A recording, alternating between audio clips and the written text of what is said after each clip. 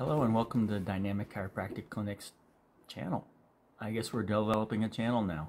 So on this channel we'll have various symptoms relating to certain diagnoses that we make, and so hopefully we'll be able to give that information to our patients so that you won't spend so much time in my office and you'll get the exact information that we want you to get before you leave. So without any further hesitation, let's get right into today's topic, which is cervical disc injuries.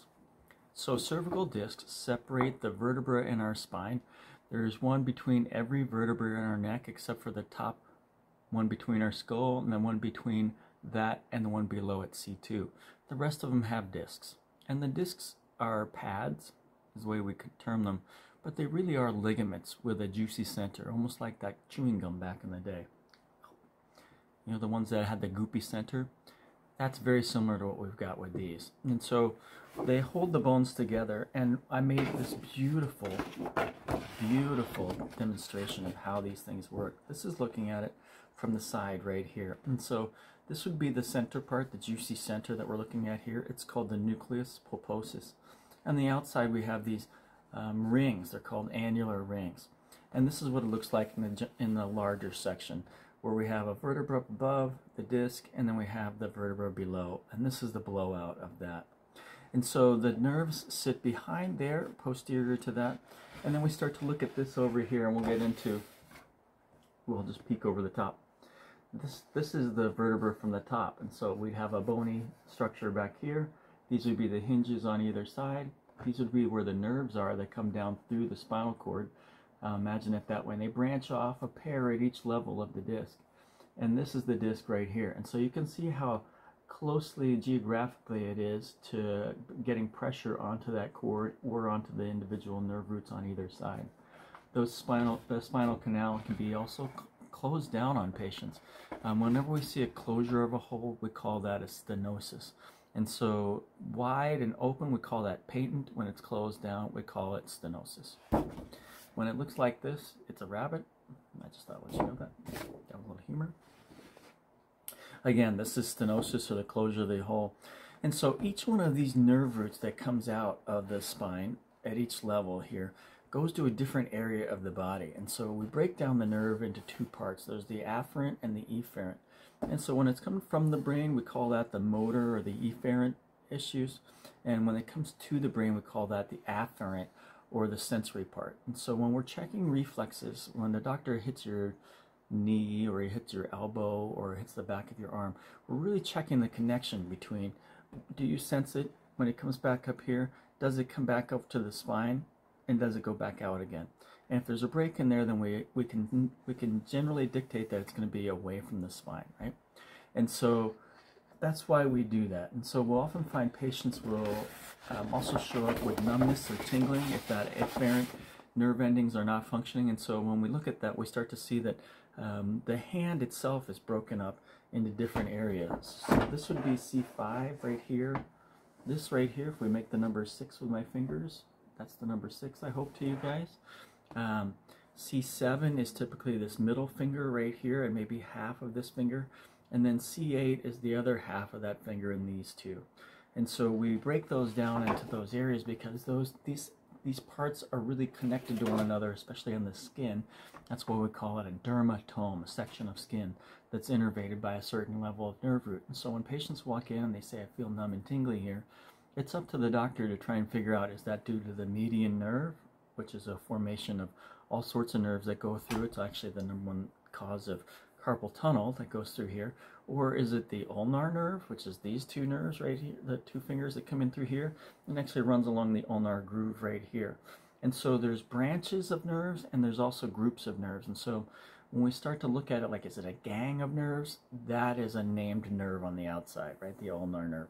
If it's at a certain level, C8, then we start to look at the disc level at that level. How do we elicit these problems? How does it make things worse? They're typically worse in the morning because the discs soak up water all night.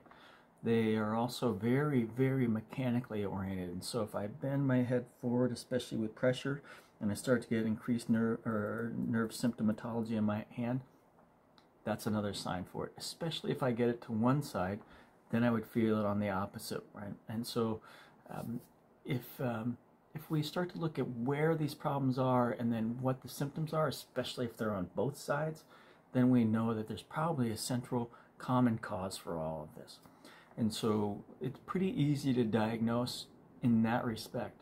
What else could it be? I see some patients come in with thoracic outlet syndrome, where it cuts down the the bones cut down the blood supply or the nerve supply to the whole hand. That is a different situation. So we start to rule that out as a cause of problems as well. So on my website, I have the best way to look at this is with an MRI. And already there I have a way to read the cervical MRI and look at some of the terms that they bring to it, so that you understand, if you have the MRI already, what does it actually mean in real life. And so for me, it's really important for my patients to understand what they've got so that we can fix things going forward. So great, Dr. Carr, you've diagnosed me with a cervical disc injury. That sounds really bad. And it can be. I won't lie. It can be to the point where you require surgery. And surgery always comes with an associated risk, as with everything else in life. Chiropractic care and getting things adjusted when you're not needing surgery is probably one of the best preventative methods to keep that at bay for the rest of your life. The way that we like to look at things in my office is the least invasive to the most invasive. We don't start with surgery and then work our way back. So drugs would be the next thing, and then surgery. Chiropractic first, drugs, then surgery. We don't start the other end. So what does a chiropractor do for this? The disc responds to two things: traction, which is pulling your head off of your body, and on my website I have a review, I'll put this in the links below, a review page for the different cervical traction units that I've used and would recommend. The other one is extension, which is tilting your head back over top of something. And that can be a foam roll or a Denner roll, or in many cases I recommend a pillow, the Therapeutica pillow made out of Canada. All these pillows, all these things have in common is that they force the neck to adopt that smooth cervical curve. It'd be silly to think that all we do is adjust the neck when your upper back is rounded out, because this is going to put all that pressure on the back side of your discs, and it's going to push back on the nerves. And so getting you to extend into this position where you're lifted up and your head's balanced over top of your body, that's the key for us. We want to make sure that we get the extension into your spine so that the disc itself can start to put the pressure going forward. We want the disc to expand going forward because there's no nerve endings out here. It's just a ligament called the anterior longitudinal ligament that runs on the front side of our vertebra here. No nerve endings in that. Blow it out all you want to that way. If we have to, well, then we'll start to look at ways to do retraction exercises. But again, I'm not a huge fan of those because the muscles in the neck are all connected down. So whenever you start to move your head back, you're still increasing the compression in the neck. This brings up one of the voodoo things that I like to talk about with my patients. When I say voodoo, it's something that we don't think about very much. It's how we breathe. And so if we're breathing with our chests like this, I want you to look at my neck this time. You'll see that my neck muscles are pulling my thoracic cavity up each time that I do this. And that also means that I'm pulling the neck down each time. And so that compression in the neck thousands of times a day, I think, is one of the biggest contributors to why we get problems in our neck. The proper way to breathe is with our diaphragms. So if I could show you here, we're going to breathe here, and you'll notice at no point is my shoulders moving to achieve this breathing, right? And so when we breathe with our diaphragm, we build stability in our lumbar spine, and we take away all this compression up here. It's bad enough that we sit on our computers like this, but breathing with our chest up top, because we can't breathe diaphragmatically when we're rounded out, is one of the biggest causes, I think, of cervical disc injuries. That and whiplash. So you get in a car accident, you start to whip your head around.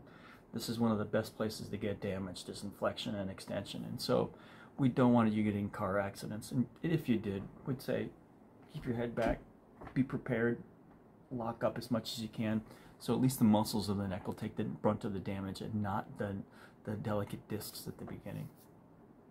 So I know this is just a primer of what we're looking for disc injuries on my office. It's only been about 10 minutes worth of video, but I want to make sure that you guys at least have a basic starting knowledge of how the disc works, where it is, what the levels are, how we diagnose it. I didn't really get into treatment. We can show you that in the office, but essentially it should be a continuation of what we were talking about before. How do we get the head back over top of your body? How do we train you so that you can breathe with your chest, not with your chest, but with your diaphragm? Those are some of the most important things. And of course, chiropractic adjusting, it's liquid gold for this. When we can start to get motion into those tissues and we can get the disc even that far away from where the nerves are, you'll be symptom free. That doesn't mean the problem's not going to be there. Just like tooth decay, it never goes away. We need to make sure that you maintain it forever because we want you happy, healthy, and referring other patients to our clinic. Now, I'm really hoping that this video helped you out with that. There's no reason to like, share, or subscribe. I'm not into that. We want you to come into our clinic and get care instead. So you can call my office. It's 206-343-3325, and we're right there in Kenmore. Have a great day.